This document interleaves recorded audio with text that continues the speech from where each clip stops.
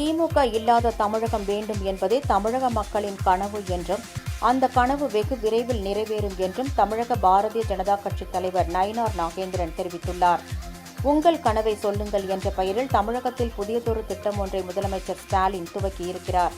இது தொடர்பாக நயினார் நாகேந்திரன் வெளியிட்டுள்ள எக்ஸ் தள பதிவில், சீரான சட்டம் ஒழுங்கு, கள்ளச்சாராயமும் கஞ்சாவும் இல்லாத தமிழகம், பெண்களுக்கும் குழந்தைகளுக்கும் பாதுகாப்பான தமிழகம், திமுகவின் வெற்று விளம்பரம் இல்லாத தமிழகம், அரசு துறைகளில் ஊழல் இல்லாத தமிழகம், ஆசிரியர்களும் அரசு ஊழியர்களும் தன்மானத்துடன் வாழும் தமிழகம், தூய்மை பணியாளர்கள், விவசாயிகள், அங்கன்வாடி ஊழியர்கள் ஆகியோர் கண்ணீர் சிந்தாமல் வாழும் தமிழகம்,